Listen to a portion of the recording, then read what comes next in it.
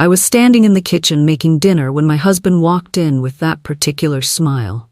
The one that meant he'd been thinking about something. Planning something. "Why don't you just quit your job?" he said casually, leaning against the counter. "I'll take care of everything." I looked up from chopping vegetables, surprised. "Quit? Why would I quit?" "You're always so stressed," he said, his voice gentle and concerned. "Working late, bringing problems home, you don't need that pressure. I make enough for both of us." His mother, who'd been visiting for the week, appeared in the doorway at that exact moment. Perfect timing. She smiled and nodded approvingly. "He's right, dear. A husband should provide. You've worked hard enough." There was something in the way they looked at each other, a shared understanding, like this conversation had been rehearsed. "I like my job," I said slowly. "I know," he replied, still smiling. "But think about it. No alarm clocks, no deadlines, just time to relax, to focus on us, on our home." It sounded reasonable, caring even, but something in his tone felt wrong, like he was selling me something I hadn't asked for. Over the next few days he brought it up constantly, always framed as concern for my well-being. "You look tired this morning. This job is draining you. Another late night? You're working yourself to death. Real wives don't have to struggle like this. Let me take care of you."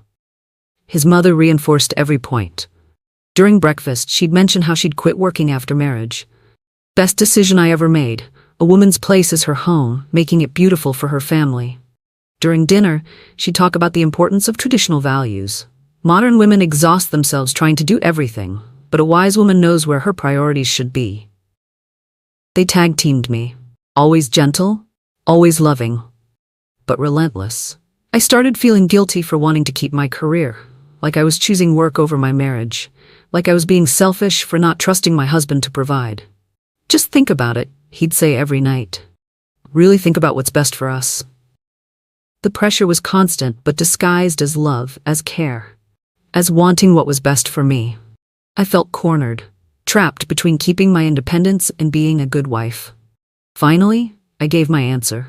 We were sitting on the couch after dinner, his mother conveniently out at a friend's house. "I've thought about it," I said carefully, "and I appreciate the offer, but I want to keep working." The change was immediate. His smile faded completely. The warmth in his eyes disappeared. "You've thought about it," he repeated flatly. "Yes, I'm happy with my job. I worked hard to build my career. I'm not ready to give it up." He stood up, his whole demeanor shifting. "This is about trust. I'm offering to take care of you, and you're basically saying you don't trust me." "That's not what I'm saying." "Then what are you saying?" he interrupted. "That my income isn't good enough? That I can't provide for my own wife?" "I never said that. I just want to keep my own career." He looked at me for a long moment, his expression cold. "We'll talk about this later," he said. Then he walked out of the room. I sat there, confused by how quickly the conversation had turned. How offering to support me had somehow become me insulting him. That night, he slept on the couch. The silent punishment had begun. The consequences came gradually but deliberately. He stopped asking about my day. When I talked about work, he'd pick up his phone or turn on the TV. If I was excited about a project, he'd find a way to dismiss it. "That's nice," he'd say without looking up. Or, worse, he'd say nothing at all. The affection disappeared. No more good morning kisses, no hand-holding, no casual touches when we passed each other. He withdrew completely, creating a cold distance between us. At night, he stayed up late, coming to bed only after I was asleep. In the morning, he was up and gone before I woke. We existed in the same house like strangers. His mother noticed, of course. "He's hurt," she told me one afternoon while he was at work. "You rejected his offer to care for you. That wounds a man's pride." "I didn't reject him, I just want to keep my job."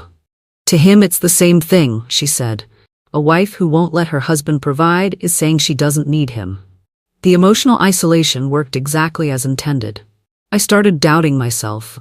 Was I being unreasonable? Was my career really worth hurting my marriage?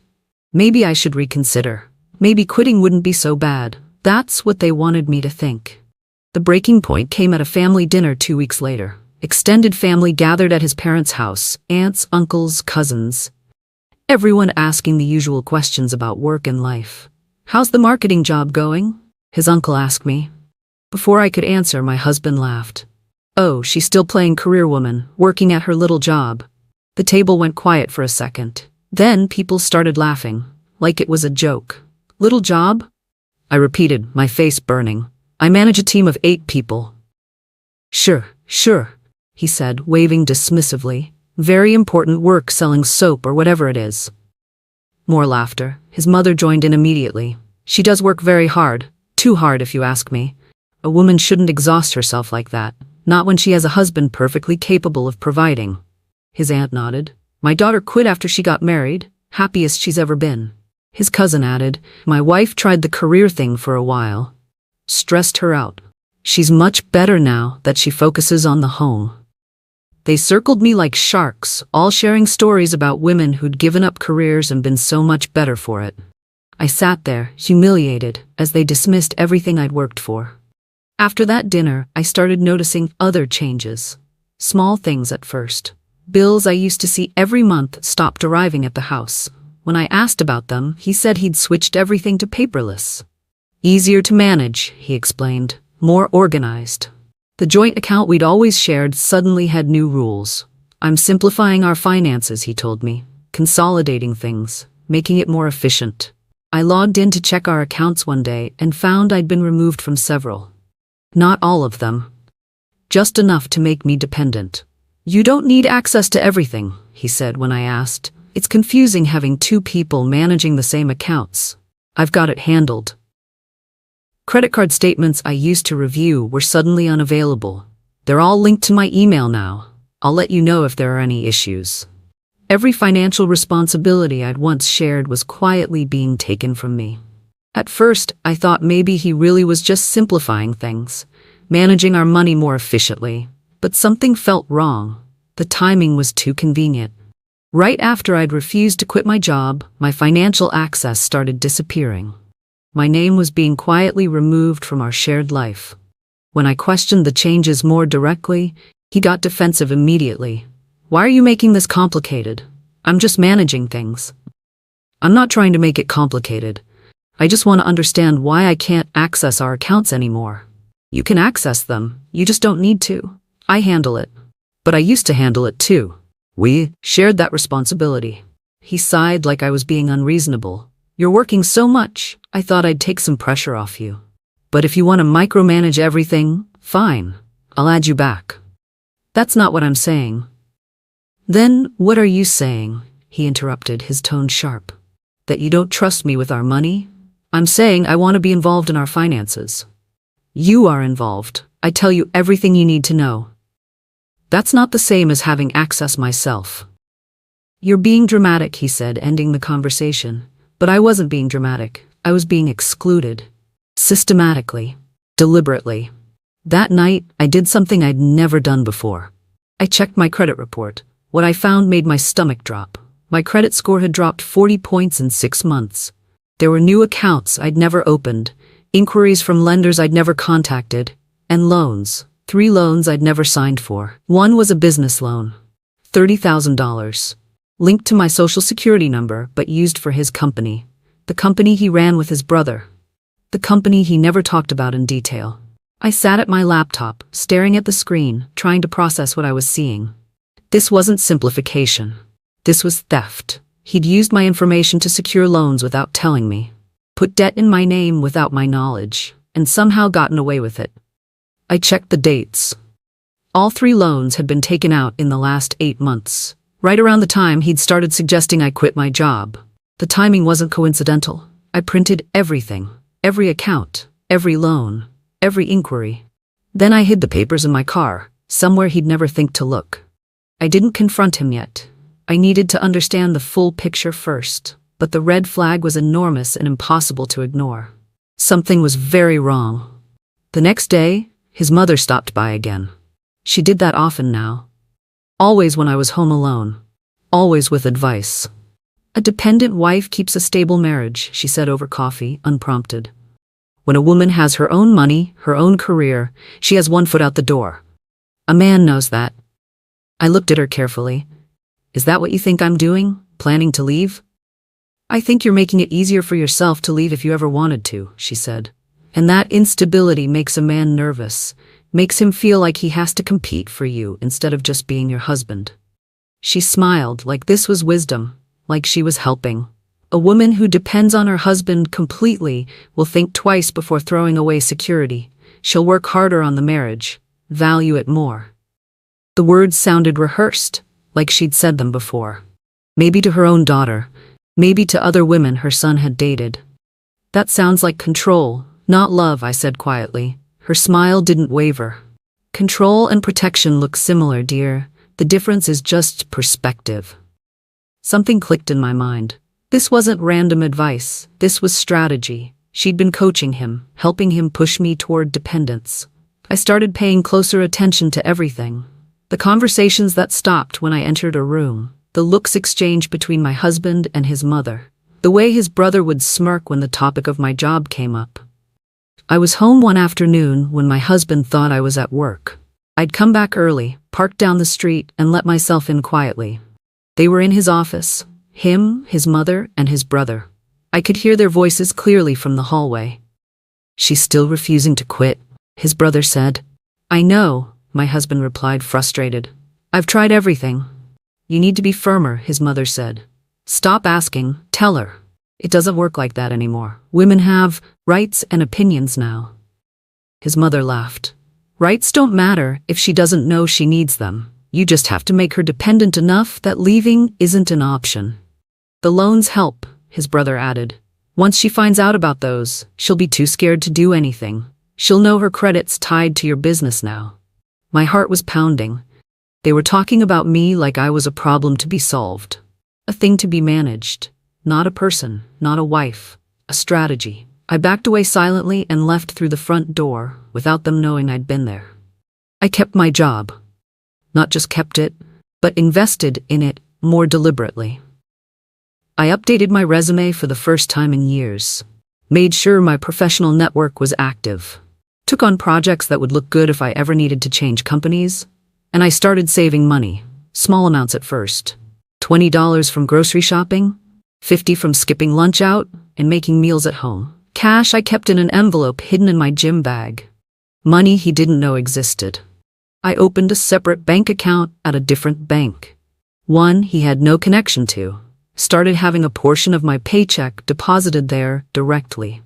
Not enough for him to notice the change in my take-home pay. Just enough to build a safety net.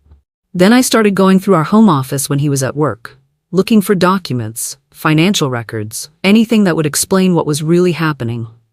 That's when I found the emails. His email was still logged in on the home computer. I shouldn't have looked. But I did. And what I found confirmed everything I'd suspected. Emails to his brother about the business, about cash flow problems, about needing to secure more credit, about using my name because his credit was maxed out. "She doesn't check the accounts," one email said. "As long as I keep her distracted, we're fine." The truth was laid out in black and white across dozens of emails. His business was failing, had been failing for over a year. They'd expanded too quickly, taken on too much debt, made bad investments. His credit was destroyed. His brother's credit was worse. So they'd used mine. Opened accounts in my name, forged my signature on loan documents, used my social security number to secure business credit, and it was all about to collapse. The business was months from bankruptcy. Creditors were already calling. The loans were coming due, and they had no way to pay them back. That's why he needed me to quit my job, because when everything fell apart, he needed me to have no independent income, no ability to leave, no option except to stay and help him rebuild.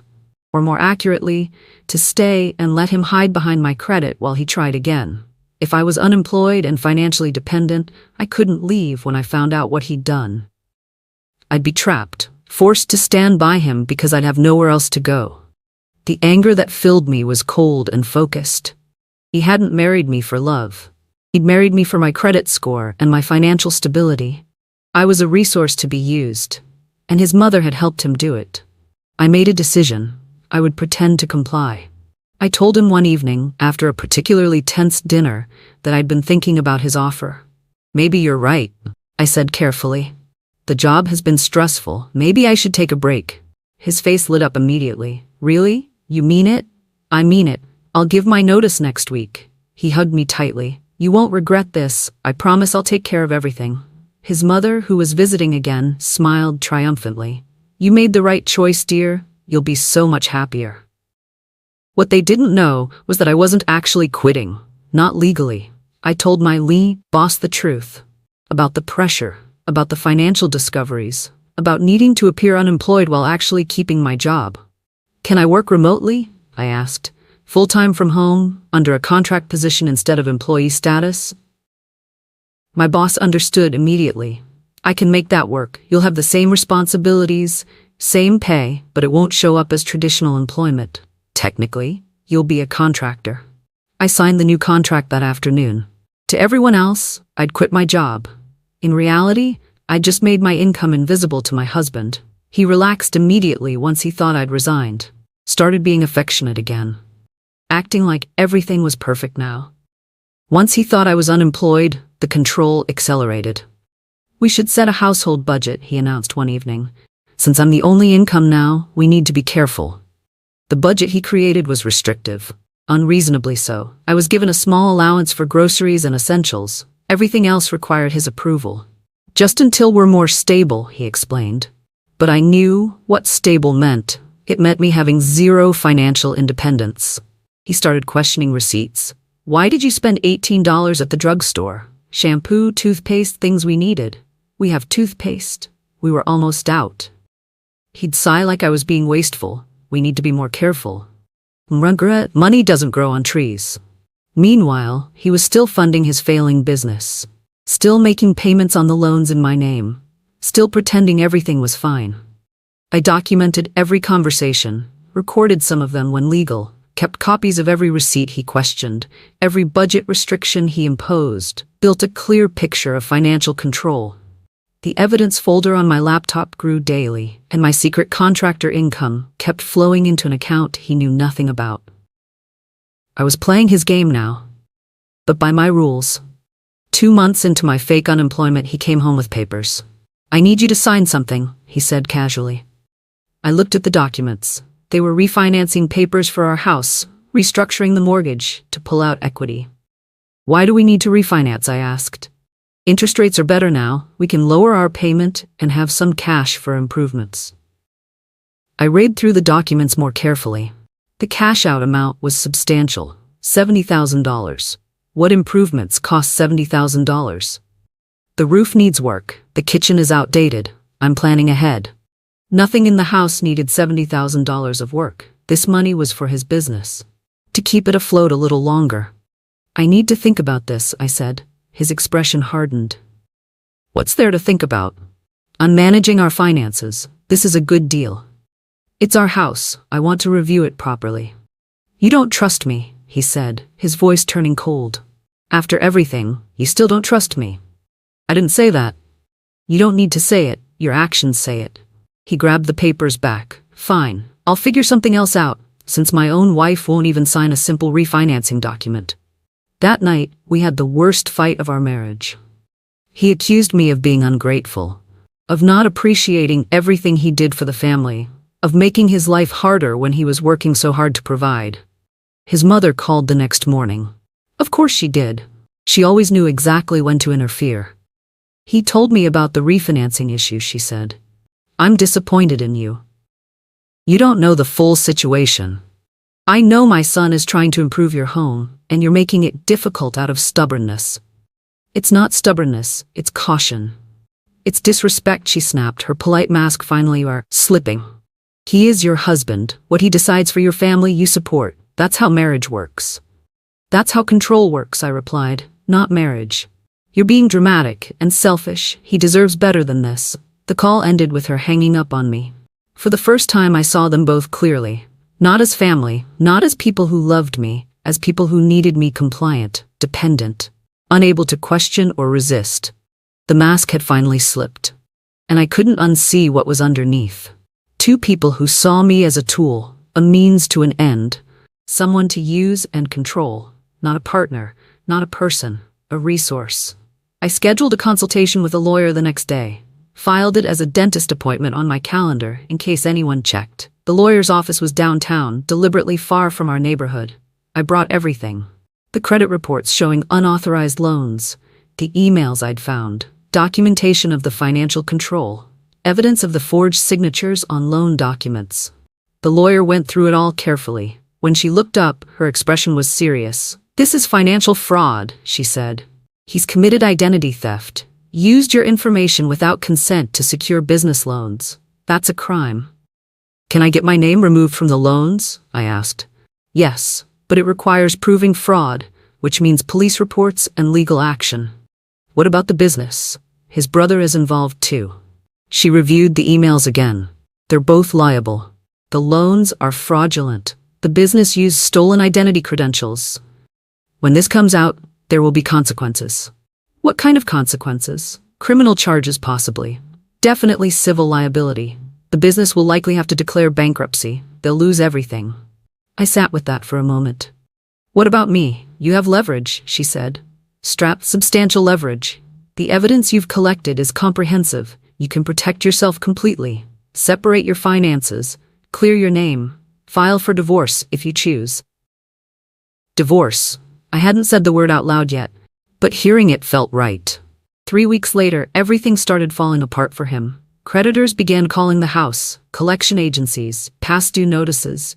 His business was collapsing, and he couldn't hide it anymore. I watched it happen from a distance, calm, prepared.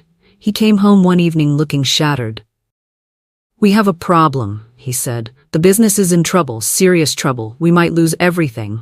I didn't pretend to be surprised. "How serious?" "We owe money we can't pay back, lots of money. I might have to declare bankruptcy." He looked at me with desperate eyes. "I need your help. I need you to—" "To what?" I interrupted. "To bail you out? To co-sign more loans? To use my credit to save your failing business?" He blinked, surprised I understood so much. "I can fix this. I just need time and some financial help. We're married. This affects you too." "You're right," I said calmly. "It does affect me. The loans you took out in my name without my knowledge definitely affect me." The color drained from his face. "You know about those?" "I've known for months. I also know about the forged signatures, the unauthorized use of my social security number, the business debts you tried to hide." His mouth opened and closed. No words came out. "I'm not helping you," I said clearly. "I'm protecting myself from you." The next morning, I filed the paperwork. Legal separation of finances, fraud reports, documentation submitted to credit bureaus proving I hadn't authorized the loans. My lawyer had prepared everything perfectly. Within 48 hours, my name was flagged for identity theft protection. The loans were contested. The creditors were notified that the signatures were forged. My husband's desperate attempts to use my credit to save his business came to a complete halt. When he realized what I'd done, he exploded. "You're destroying me. This will ruin everything." "You destroyed yourself," I replied. "I'm just making sure you don't destroy me too. We're married. Your finances are my finances. Not anymore. We're legally separated financially. What happens to your business is your problem now." He stared at me like I was a stranger. "I can't believe you'd betray me like this." "Betray you?" I laughed, actually laughed. "You committed fraud using my identity. You've been manipulating me for months, trying to make me dependent so I couldn't leave when everything fell apart. And you think I'm betraying you?" "I was trying to protect our future. You were trying to protect yourself, using me as a shield, a resource, not a wife." I walked toward the door. "I'm staying at a hotel. My lawyer will contact you about next steps." His mother showed up at my hotel room the next day. I don't know how she found me, but she was there, knocking urgently. I let her in against my better judgment. "Please," she said immediately. "Please don't do this. Think about the family." "I am thinking about myself. For the first time in months. He made mistakes, but abandoning him now when he needs you most." He abandoned our marriage when he started committing fraud in my name. She tried a different approach. This will destroy him, his business, his reputation, everything. He destroyed those things himself. I'm just refusing to go down with him. Her expression hardened. Family stands together. Through everything. That's what loyalty means. Loyalty doesn't mean letting someone commit crimes using your identity. You're being selfish and vindictive. I'm being self-protective. There's a difference. She stood, realizing I wouldn't budge. If you do this, you're no longer part of this family. You'll be alone. I'd rather be alone than controlled, I said. She left without another word. The threat was clear. Choose him or lose everything. But she didn't understand. I'd already lost what mattered when I discovered who they really were. Everything else was just paperwork. The lawyers got involved officially. Fraud investigations began. The business loans, the forged signatures, the unauthorized use of my financial information. It was all documented, all provable. The evidence I'd collected was overwhelming. My lawyer presented everything to the authorities. Credit agencies, banks, law enforcement. The case was clear-cut. My husband had committed identity theft against his own wife. His brother was complicit. The business had been fraudulently funded. Within weeks, formal charges were filed. Not just civil charges, criminal charges, identity theft, fraud, forgery. The business declared bankruptcy immediately.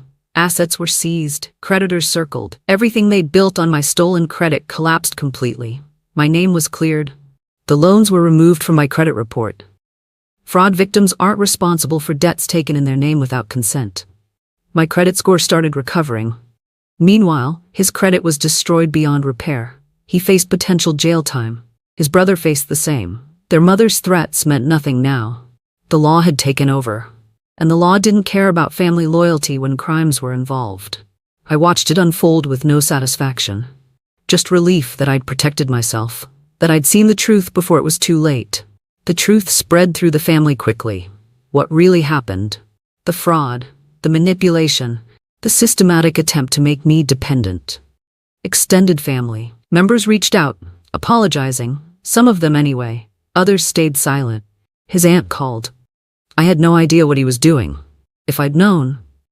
You laughed when he called my job little, I reminded her. You reinforced his narrative that I should quit.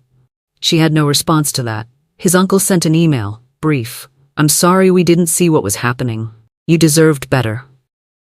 The family dinner where they'd mocked my career felt like years ago. Now those same people were silent, ashamed, confronted with the reality of what their support had enabled. The narrative flipped completely. I wasn't the difficult wife anymore. I was the victim of systematic financial abuse, the woman who'd been strong enough to protect herself. No one was laughing now. No one was telling me to quit my job. No one was praising dependence as wisdom. The silence was louder than any apology could have been. They'd chosen sides without understanding the full picture. Now they had to live with that choice. I walked away from the marriage officially 3 months later. Divorce papers filed, clean separation. I kept nothing from our life together except my own belongings and my cleared name. The house was his problem. The debts were his problem. The failed business was his problem. I walked away with my career intact. My income steady, my independence preserved. Everything he'd tried to take from me I kept. He tried to fight the divorce, claimed I was abandoning him in his time of need, that I was being vindictive and cruel. The judge wasn't sympathetic. You committed fraud against your spouse, the judge said, used her identity without consent, attempted to coerce her into financial dependence. This court sees no reason why she should remain in this marriage. The divorce was granted quickly. I didn't ask for alimony, didn't want anything from him, just my freedom, just my name back. I moved into a new apartment, smaller than the house but mine, completely mine. No shared accounts, no hidden loans, no one questioning my receipts or controlling my access. For the first time in years, I could breathe. I'd escaped, not just the marriage, but the trap they'd been building around me. And I'd done it because I'd trusted myself more than I'd trusted their version of love. The aftermath continued for months. His business stayed bankrupt. The legal consequences played out in court. He avoided jail time but got probation and fines he couldn't afford. His brother got the same. Their reputations were destroyed in the business community. No one would work with them, trust them, lend to them. His mother lost her influence in the family. People started seeing her differently, not as the wise matriarch, but as the woman who'd helped her son commit fraud, who'd coached him on how to control his wife. She tried to rebuild her image, claimed she hadn't known the full extent of what he was doing. No one believed her. The family gatherings she used to host stopped happening. People made excuses, found reasons to be busy. She'd lost what mattered most to her: control and respect. Meanwhile, I thrived, got promoted at work. My contractor status had converted back to full employment with a raise. Built a new life, new friends, new confidence. I'd spent months being told I was dramatic, difficult, too independent, too stubborn. Now I knew the truth. I wasn't any of those things. I was just too aware to be controlled, too strong to be trapped, and that had made me dangerous to people who needed me weak. Looking back, I can see everything clearly now. The pressure to quit my job wasn't about reducing my stress. It was about removing my options. The financial control wasn't about simplification. It was about dependency. The loans in my name weren't mistakes. They were theft. Every step was calculated, designed to trap me in a situation where leaving would cost me everything, where staying was the only option I could afford. He didn't want a wife. He wanted someone who couldn't leave, someone too dependent to question, too financially trapped to escape. His mother had taught him well. A dependent wife keeps a stable marriage. She was right in a way. Dependence does create stability. But it's the stability of a cage, not a partnership. Control was always wearing the mask of love. Every "I'll take care of you" was really "I'll make sure you need me." Every "trust me" was really "stop asking questions." Every "we're a team" was really "do what I say." But independence was never the real threat. Exposure was. He needed me dependent because he knew that independent, I would see the truth, would protect myself, would leave. And I did. The story people tell now isn't about the wife who abandoned her husband. It's about the woman who was strong enough to save herself. He told me to quit my job. What he really meant was quit having options, quit being able to leave, quit being anything except his. He needed me dependent. I chose freedom instead.